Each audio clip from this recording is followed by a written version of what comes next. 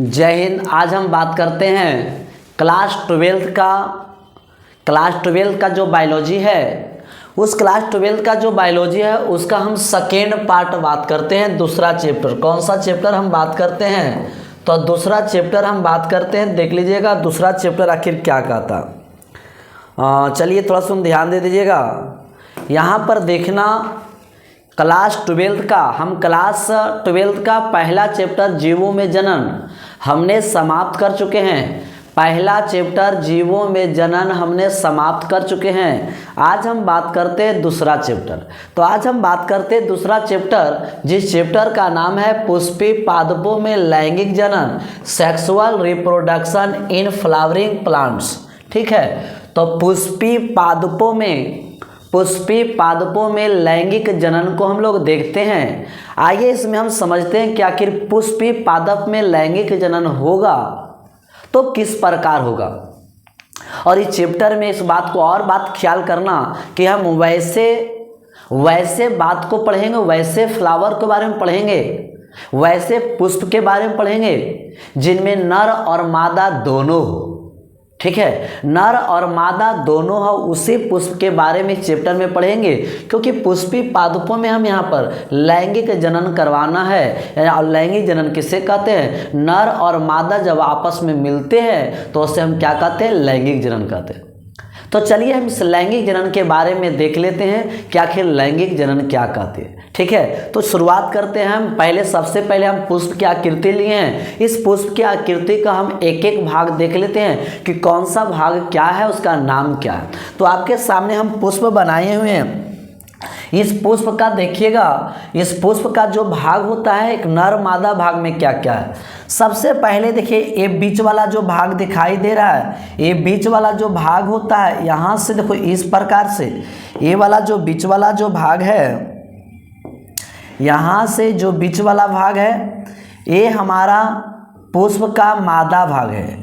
ये हमारा पुष्प का मादा भाग है। ठीक है, ये जो बीच वाला भाग है, इसको हम लोग तीन भागों, ऊपर वाला जो भाग होती है, ऊपर वाला जो इसका भाग होता है, इसको हम लोग क्या कहते हैं? सुनिएगा। तो ये वाला जो भाग है ना, इस भाग को हम लोग कहते हैं अस्टिग्मा। अस्टिग्मा, इसका हिंदी आप लोग लिख लीजिएगा। इसका हिंदी लिखना वर्तिकाग्र। क्या होगा? इसका वर्तिकाग्र होगा। ठीक है, इसका हिंदी होगा वर्तिकाग्र। पहला स्टिग्मा हो गया। दूसरा बीच वाला भाग जो होता है उसको हम स्टाइल कहते हैं, और इसका हिंदी हम लोग कहते हैं वर्तिका। क्या कहते हैं? वर्तिका, वर्तिकाग्र, वर्तिका। ठीक है, उसके बाद इसका तीसरा भाग जो नीचे वाला भाग होता है, इसको हम लोग ओवरी कहते हैं। ओवरी को हम लोग अंडाशय कहते हैं। क्या कहते हैं? अंडाशय। तो यहाँ से इस बात को ध्यान रखना कि हमारा जो पुष्प होती है, पुष्प में हम लोग नर और मादा भाग के बारे में जानेंगे। तो हमारा बीच वाला जो पुष्प का बीच वाला भाग होता है, ये बीच वाला जो भाग है, इसको क्या कहते हैं? तो ऊपर वाला भाग को हम लोग अस्टिग्मा कहते हैं। अस्टिग्मा का हिंदी होता है वर्तिकाग्र होता है। वही दूसरी की भाग हमारा आता है अस्टाइल, से हम लोग कहते हैं। इसका हिंदी अगर नाम देखा जाए तो वर्तिका होती है। एक तीसरा भाग देखा जाए तो ओवरी कहते हैं, इसको हम लोग अंडाशय कहते हैं। तो यहाँ से एक ऑब्जेक्टिव आप लोग से बनेगा, 4 ऑप्शन देगा, कहेगा इनमें से कौन पुष्प की भाग है। आपको अस्टिग्मा देगा, स्टाइल देगा, ओवरी देगा, और इनमें से कोई नहीं देगा। ठीक है, यानी तो कह देगा वर्तिकाग्र, वर्तिका और अंडाशय, इनमें से सभी देगा, तो सभी को मारिएगा। तो आपसे यहाँ पर एक प्रश्न जरूर बनेगा, तो ध्यान रखना ये पुष्प का कौन। और एक बात ध्यान दो, ये तीनों को मिला दिया जाए, ये तीनों भाग को हम मिला देते हैं तो पिस्टिल कहते हैं। यहाँ पर तीनों को मिला दिया जाए, सर इसका नाम क्या हो गया? तो इसको हम लोग कहते हैं पिस्टिल कहते हैं। और पिस्टिल का मतलब होता है स्त्री केसर। क्या हो सकता है? हम पिस्टिल का मतलब अगर करिएगा तो स्त्री केसर करिएगा। ठीक है, स्त्री केसर। तो इस बात से समझना कि ये जब हमारा मादा भाग को 3 भागों में बांटा गया है, stigma, style, ovary, stigma, style, ovary, stigma, style, ovary, ये तीनों को अगर मिला दिया जाए तो इसे हम लोग पिस्टिल कहते हैं। और पिस्टिल जो कहते हैं तो इसको हम लोग क्या कहते हैं, स्त्री केसर। और स्त्री केसर को हम लोग कौन सा भाग कहते हैं, यानी मादा भाग। स्त्री को हम लोग कौन भाग कहते हैं, तो मादा भाग। तो पुष्प का मादा भाग को कितने भागों में बांटा गया है, 1 हो गया, 2 हो गया, 1 3 हो गया। पुष्प को मादा भाग को कितने भागों में बांटा गया है, 3 भागों में। Style, stigma, ovary, style, stigma, ovary, style, stigma, ovary. तो पुष्प की मादा भाग को हम लोग 3 भागों में बांटा गया है। अब उसको स्त्री केसर कहते हैं, जिसे इंग्लिश में कहते हैं पिस्टिल। ठीक है, मादा भाग गया। अब चलते पुष्प का नर भाग। देखिए पुष्प का नर भाग एक चीज समझना होगा कि पुष्प का जो हमारा नर भाग है, ये देखिए जो आपको छोटा छोटा दिखाई दे रहा होगा, इस तरह से गया है और इस तरह से ऊपर देखिए इस तरह से बनाया, फिर यहाँ पर देखो इस तरह से किया हुआ। ठीक है, आप लोग फिगर में देखते होंगे तो जरूर दिखाई दे रहा है इस प्रकार से। ठीक है, इधर भी है, इस प्रकार से किया हुआ, इस प्रकार से है। ठीक है, यहाँ पर भी है, ये वैसा। तो देखिए ये पुष्प का जो होता है, ये पुष्प का नर भाग है। ये पुष्प का जो नर भाग है, उस नर भाग को, पुष्प के नर भाग को हम 2 भागों में बांटते हैं। एगो को कहते हैं एंथर, एगो को क्या कहते हैं, एंथर बोलते हैं, और दूसरा को हम लोग क्या कहते हैं, सो सुनिएगा। एगो हमारा देखिए यहाँ पर लिखा हुआ है एंथर और दूसरा लिखा हुआ फिलामेंट। एंथर और फिलामेंट है, ये पुष्प का नर भाग है। इसको देखिए हम लोग क्या कहते हैं, स्टेम, यहाँ पर लिख सकते हैं स्टेमेन कहते हैं, स्टेमेन। ठीक है, स्टेमेन कहते हैं इसको। स्टेमेन को अगर हिंदी बोला जाए, सर इसका हिंदी क्या होता है, तो इसे होता है पुंकेसर। क्या होता है, पुंकेसर। और पुंकेसर को हम लोग कौन भाग बोलते हैं, नर भाग बोलते हैं। तो इस बात को ध्यान देना कि पुंकेसर को हम लोग कौन भाग बोलते हैं, नर भाग बोलते हैं। स्टेमेन बोलते हैं इसका एंथर हो गया, फिलामेंट हो गया। ये देखो ऊपर वाला भाग जो होता है जिसे एंथर, और सर एंथर का इसका हिंदी क्या होता है, तो परागकोश होता है। इसका हिंदी अगर देखा जाए तो परागकोश होता है। फिलामेंट का हिंदी अगर देखा जाए, सर फिलामेंट का हिंदी क्या होगा, सो बताइए। फिलामेंट का हिंदी होता है पुतंतु, पुतंतु होता है, पुतंतु होता है। तो इस बात को इसको हम लोग क्या कहते हैं, पुंकेसर कहते हैं। स्टेमेन को क्या कहते हैं, पुंकेसर कहते हैं। तो इस बात को ध्यान रखना, पुंकेसर हो गया, पुतंतु हो गया, परागकोश हो गया। तो ये देखो परागकोश ऊपर वाला भाग होता है और नीचे वाला जो भाग होता है फिलामेंट होता है। ये जो हमारा फिलामेंट है, तो आपको समझ में आया होगा। और उसके बाद 2 भाग, ये देखो पुष्प का एक हरा वाला भाग है, ये पुष्प का देखो इधर भी हरा वाला भाग होती है। तो इस हरा वाला भाग को कहते हैं सेपल, सेपल कहते हैं। क्या कहते हैं, सेपल। और सेपल किस, इसका हिंदी क्या होता है, तो इसको हिंदी बोलिएगा बाह्य दलपुंज, बाह्य दलपुंज। सेपल का हिंदी क्या होगा, बाह्य दलपुंज। क्या होगा, बाह्य दलपुंज। बाह्य दलपुंज क्या करता है, ये जो अंडाशय है ना, ये पाखुंडी है, इसको सुरक्षा प्रदान करता है, बाहरी से रक्षा प्रदान करती है सेपल। सेपल को हिंदी में हम लोग बाह्य दलपुंज कहते हैं। एक और है पेटल। देखिए एक पेटल है, सर इसको हम लोग पेटल को क्या कहेंगे, तो इसका अगर हिंदी देखा जाए पेटल का, तो हम लोग दलपुंज कहेंगे। क्या कहेंगे, दलपुंज कहेंगे। तो यहाँ से लगभग में आप लोग को पुष्प के बारे में समझ में आ गया होगा। एक बार हम फिर से बताते हैं, मेन पुष्प के बारे में समझना होगा। पुष्प के बारे में हमको समझने के लिए एक बार फिर से रिपीट कर देते हैं। हमारे पूरे पुष्प को होता है, उसे हम लोग 4 भागों में बांटते हैं। पूरे पुष्प को हम लोग 4 भागों में बांटते हैं। पहला होता है हम लोग, देखिए स्त्री केसर है, स्त्री केसर को हम लोग जयांग भी कहते हैं, स्त्री केसर को हम लोग जयांग भी कहते हैं। इधर हमारा देखो कौन हो गया, अस्टेमन हो गया, जिसे हम लोग पुंकेसर कहते हैं। इसे हम लोग नर भाग भी कह सकते हैं, नर भाग भी कह सकते हैं। ठीक है, तो नर भाग हो गया, पुंकेसर हो गया, इधर स्त्री केसर हो गया। उसके बाद हमारा कौन हो गया, सेपल हो गया, पेटल हो गया। पेटल हमारा दलपुंज, बाह्य दलपुंज, जयांग और पुमंग। इसका एक और नाम हम लोग बोल सकते हैं, पुमंग बोल सकते हैं, पुमंग बोल सकते हैं। तो पुरुष के नर भाग को पुमंग कहते हैं, पुरुष के स्त्री भाग को जयांग कहते हैं, पुरुष के स्त्री भाग को जयांग कहते हैं। यहाँ से एक बार अच्छा से फिगर आप लोग खुद नोट करिएगा।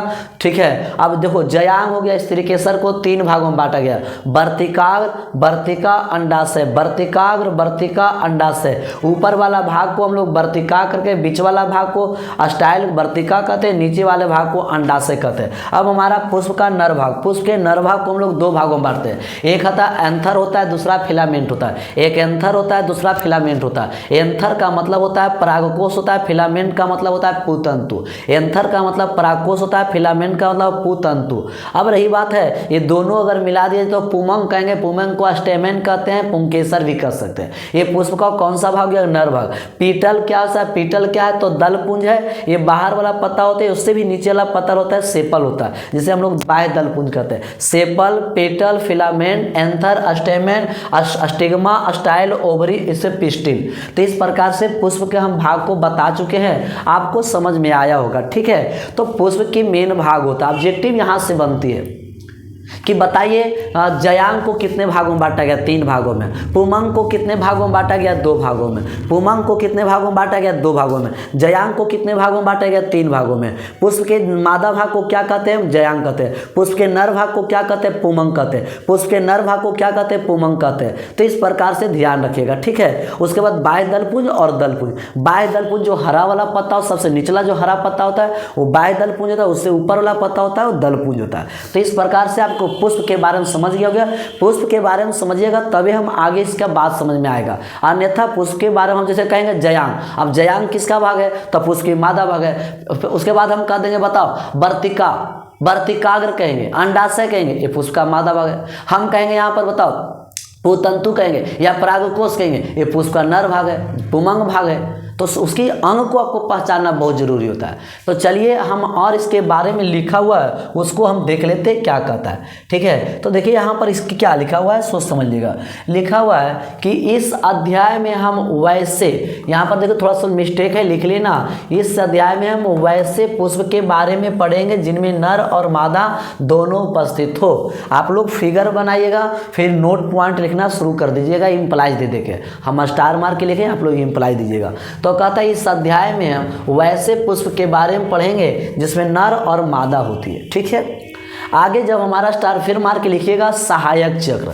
सहायक चक्र पुष्प के बाह्य दलपुंज और दलपुंज अभी बताए हैं। पुष्प का जो बाह्य दलपुंज होता है, सबसे नीचे वाला जो होता है, मान लिया कोई पुष्प है और पुष्प का सबसे नीचे वाला जो भाग होता है वो हमारा बाह्य दलपुंज होता है। ठीक है, वो क्या होता है? बाह्य दलपुंज होता है। और उसके बाद जो लाल वाला रहता है वो दलपुंज होता है। दोनों को मिलने से जो चक्र बनती है उसी को हम लोग सहायक चक्र कहते हैं। सहायक चक्र में किसकी आवश्यकता होती है? बाह्य दलपुंज और दलपुंज की आवश्यकता सहायक चक्र।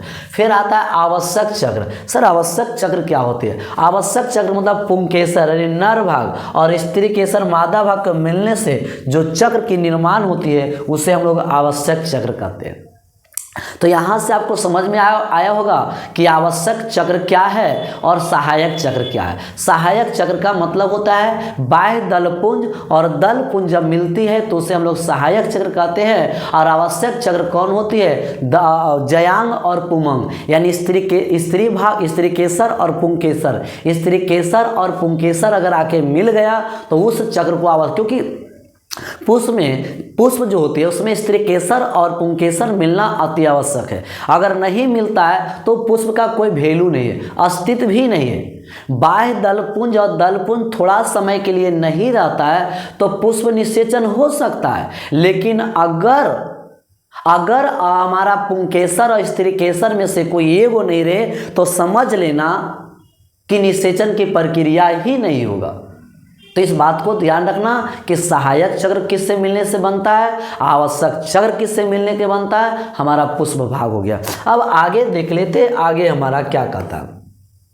हाँ, आगे हमारा लिखा हुआ है, आगे हमारा बात लिखा हुआ है कि पुष्प के मुख्य रूप से 4 भागों में बांटा गया है। ऑब्जेक्टिव ध्यान रखना, पुष्प को मुख्यतः 4 भागों में बांटा गया है। दलपुंज हो गया, फिर बाह्य दलपुंज हो गया, जयांग हो गया, फिर पुमंग हो गया। बाह्य दलपुंज हो गया, दलपुंज हो गया, जयांग होगा।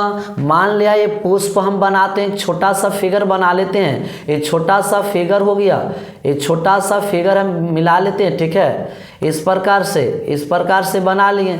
अब ये हमारा देखिएगा, ये हमारा इस प्रकार से, ठीक है, एक ये वाला हो गया, एक ये वाला भाग, एक नीचे का, एक नीचे का। तो ये हमारा पुष्प का 4 भाग। ये दोनों जो हमारा क्या है, ये दोनों हमारा पुमंग का भाग होता है, पुमंग हो गया।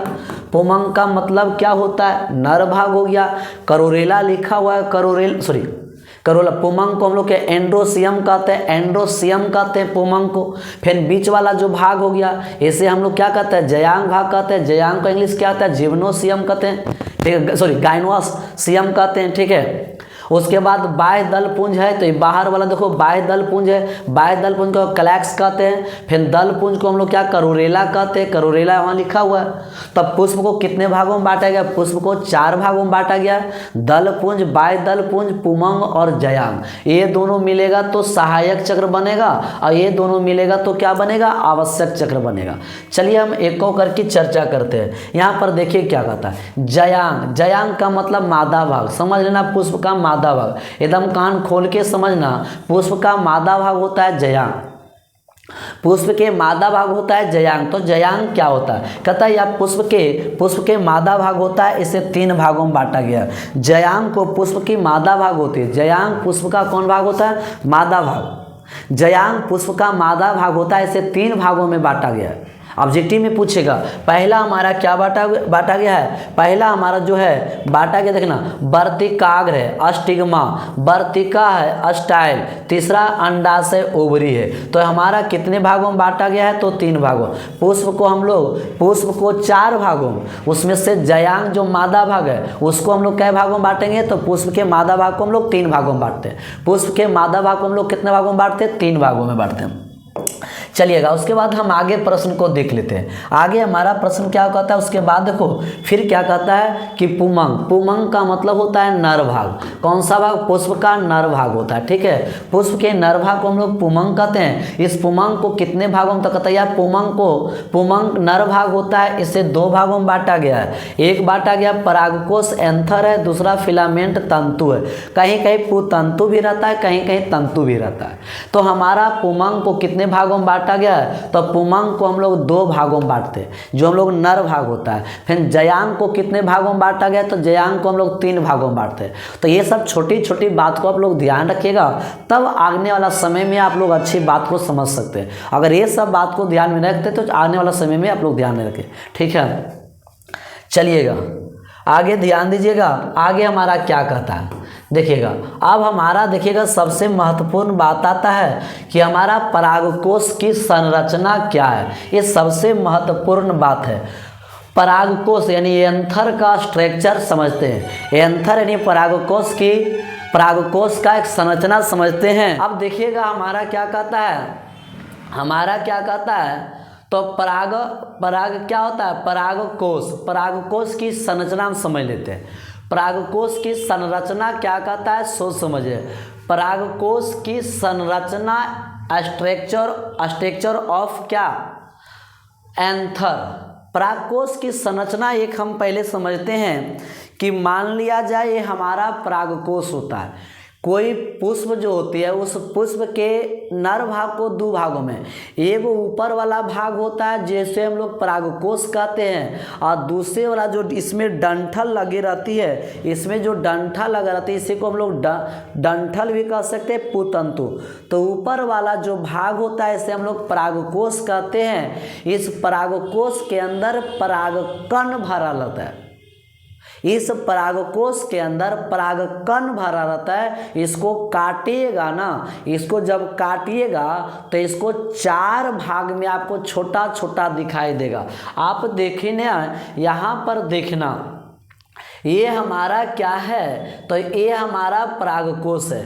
ये परागकोश को काटा गया है, ये देखिएगा ऊपर वाला भाग। तो ऊपर वाला भाग काटेंगे परागकोश का, तो ये वाला भाग हो गया, ये देखो ऊपर वाला टोपी तरह से इस तरह काट के निकाल दिए। तब निकाले हैं तो देखो यहाँ पर देखिएगा ऊपर एक पाली है, नीचे पाली है। एक देखिए यहाँ पर गोलाकार मिलेगा, एक यहाँ पर गोलाकार मिलेगा, एक यहाँ पर मिलेगा। यहाँ जैसा कि यहाँ पर आपको दिखाया गया है, जैसा कि यहाँ पर आपको दिखाया गया है। किसी भी परागकोश को जब काटिएगा ना, जब किसी भी परागकोश को आप क्षैतिज काटिएगा, ऊर्ध्वाधर नहीं, क्षैतिज का किसी भी परागकोश। अब परागकोश की बात ध्यान रखना कि पुष्प का कौन भाग होता है, नर भाग होता है। जब काटिएगा किसी भी परागकोश को तो काटने पर 4 भागों में दिखाई देता है। कितने भागों में? 4 भागों में दिखाई देता है। इस प्रकार से ये जो भाग होता है, ये भी सिर्फ हम इसका स्ट्रक्चर एक और हम आप लोग जाएंगे इसका अगले जब हम स्लाइड लेंगे तो उसमें पूरे स्लाइड में इसका परागकोश की संरचना को समझाएंगे। अभी फिलहाल इस बात को समझना, अभी हम इस बात को समझते हैं कि परागकोश को जब हम काटते हैं, क्षैतिज में काटते हैं तो उसे 4 भागों में बांटते हैं। और यही 4 भाग को जानतो क्या नाम देते हैं? ये 4 भाग को लघु बीजाणु धानी क्या कहते हैं? ये 4 भाग को जब काटिएगा तो लघु बीजाणु धानी कहते हैं। किसी भी पुष्प के परागकोश को जब क्षैतिज में काटिएगा, ये चाकू लीजिए, क्षैतिज में काटिएगा, 4 भाग आप दिखाई देगा। प्रत्येक भाग का नाम क्या होगा? लघु बीजाणुधानी। इसी लघु बीजाणुधानी के अंदर परागकण देखो यहाँ पर रहता है, इसको हम एक भाग को दिखाएंगे। तो यहाँ पर देखना तो इसमें देखिएगा एक बाहरी परत, अंतः परत, फिर अंदर 3 परत होती है और इसके अंदर फिर परागकण भरा होता है। इसके अंदर क्या भरा होता है? परागकण भरा होता है। ये बात ध्यान रखना कि लघु बीजाणुधानी क्या है? तो जब परागकोश को काटते हैं क्षैतिज, काटने पर वह 2 पालिम दिखाई देता है। 2 पालिम होते हैं, ये 2 कोष्ठ में होते हैं, एक ऊपर का एक नीचे का। इसमें से 4 पाली दिखाई देता है, चतुर्ष पाली कहते हैं, द्विओष्ठी भी कह सकते हैं। और प्रत्येक गोलाकार जो भाग होती है इसको हम लोग लघु बीजाणुधानी कहते हैं। क्या कहते हैं? लघु बीजाणुधानी। और लघु बीजाणुधानी को अगले स्लाइड में जब पढ़िएगा तो उसमें कितना परत होती है? 3 परत होती है। तीनों परत का हम स्ट्रक्चर को देखेंगे, उसका फिगर को देखेंगे और बीच में क्या भरा रहता है? तब बीच में परागकण भरा रहता है। यही परागकण जब स्फुटन होती है, निकलती है, तो किसी पुष्प के वर्तिकाग्र पर यही परागकण जाता है। ठीक है, तो यहाँ से आपको समझ में आ गया होगा कि किसी भी पुष्प के परागकोश को, नर भाग को जब क्षैतिज काटा जाता है तो कितने भाग में दिखाई देता है? 4 भाग में दिखाई देगा, जिसे हम क्या कहते हैं? चतुर्षकोणीय कहिए, चतुर्ष द्विओष्ठी कहिए, चतुर्षपाली कहिए। प्रत्येक ओष्ठ को क्या कहते हैं? प्रत्येक पाली को क्या कहते हैं? लघु बीजाणुधानी कहते हैं। इसको कितने भागों में बांटा गया? इसका 3 परत होता है। सभी का चर्चा नेक्स्ट में करेंगे। तो आपको यहाँ तक आपको समझ में आ गया होगा। अब हम जो अगला जो बात करेंगे वो कल का क्लास में। आप लोग जो भी बताएं पुष्प के बारे में, हालांकि कम ही बात बताएं, लेकिन ऑब्जेक्टिव की दृष्टि से, ये समझने की दृष्टि से महत्वपूर्ण बात है। हमारा पुष्प का नर भाग है, मादा भाग है, किस प्रकार से सहायक चक्र, आवश्यक चक्र होती है। फिर परागकोश की संरचना आएगी, परागकोश की संरचना के बारे में हम पढ़ेंगे। देखो यहाँ पर इसका लिखा हुआ भी है, इसमें हम आगे देख लेते हैं। देखो इसको लिखा हुआ संरचना के बारे में, ठीक है, यहाँ पर देखिएगा लिखा हुआ भी है। तो इसको देख थोड़ा सुन, चलिए परागकोश संरचना कर ही रहे हैं तो इसको कंप्लीट कर लेते हैं, ठीक है। उसके बाद लघु बीजाणुधानी करेंगे। तो देखिएगा, हाँ, परागकोश जो है, परागकोश की संरचना यहाँ पर अधिकांश नहीं होगा, ये आवृत बीजी पौधे होगा। आवृत बीजी पौधे। यहाँ पर देखिएगा, आप देखो परागकोश की संरचना कहेगा तो संरचना बनाइएगा। अभी जस्ट बताएं, वो संरचना बता दीजिएगा, उसके बाद इसके बारे में लिखना होगा। इसके बारे में लिखना होगा। लिखना क्या होगा, लिखिएगा आवृत बीजी पौधे में परागकोश पाए जाते हैं। आवृत बीजी पौधे में परागकोश पाए जाते हैं। ये परागकोश द्विपाली होते हैं और प्रत्येक खंड में 2 परागकोष्ठ होते हैं। इसी प्रकार एक परागकोश में 4 कोष्ठ होते हैं, 4 कक्ष होते हैं। किसी भी तुम परागकोश को काटो तो 4 कक्ष होगा। प्रत्येक कोष्ठ में अनेकों सूक्ष्म जीव, सूक्ष्म संरचनाएं पाई जाती है, जिन्हें लघु बीजाणुधानी कहते हैं। लघु बीजाणुधानी कहते हैं। इन्हीं लघु बीजाणुधानी के अंदर परागकण का निर्माण होता है। तो आपको समझ में आ गया होगा कि परागकोश की संरचना अभी जस्ट आप लोग बनाइएगा। अगर बोर्ड में आ जाए तो परागकोश की संरचना पहले ये वाला भाग बनाइएगा।